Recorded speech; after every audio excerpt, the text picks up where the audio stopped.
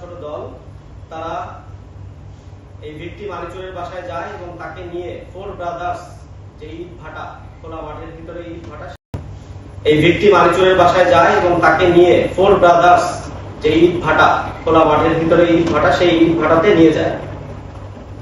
ইট ভাটাতে নিয়ে যাওয়ার পর পরিকল্পনা মোতাবেক জুলফিকার, যিনি গ্রেফতারকৃত জুলফিকার, যিনি মূলত রাজনৈতিক প্রতিদ্বন্দ্বী ছিলেন, তার নেতৃত্বে 12-13 জনের মূল দল যারা দেশীয় অস্ত্রে সজ্জিত হয়ে এই হত্যাকাণ্ডের মূল কাজটি করার পরিকল্পনা করেছিল। তাদের কাছে নিয়ে যাওয়ার দায়িত্ব ছিল এই জাহিদুলের এবং হাসানুরের।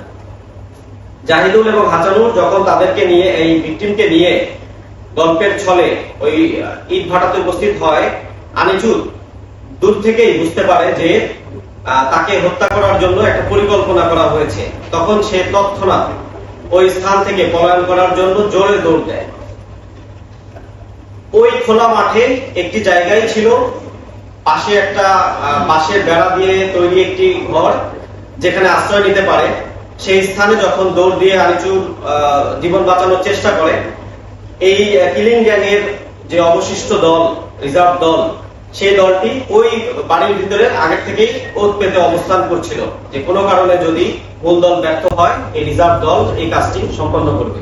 তো যখন আনিচুর ওই বাঁশের বেড়া দিয়ে ঘেরা বাড়িতে উপস্থিত হয়, তখন সাথে সাথে 4-5 জনের একটি দল, এটি ছিল মূলত হানিফের, গ্রেফতারকৃত হানিফের নেতৃত্বে এই দলটি তাকে ধরে ফেলে।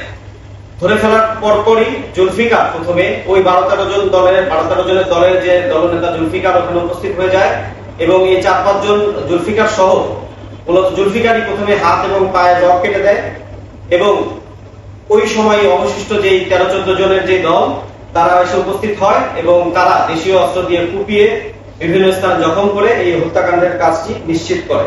এই গ্রেফতারকৃত জাহিদুল, যিনি তার মূল পরিকল্পনাকারী হিসেবে আমরা চিহ্নিত করছি, তার বিরুদ্ধে এই হত্যাকাণ্ড ছাড়াও অতীতে অনেকগুলি মামলা রয়েছে, যেগুলি মূলত হত্যা, ধর্ষণ এবং নির্যাতনের মতো মামলা।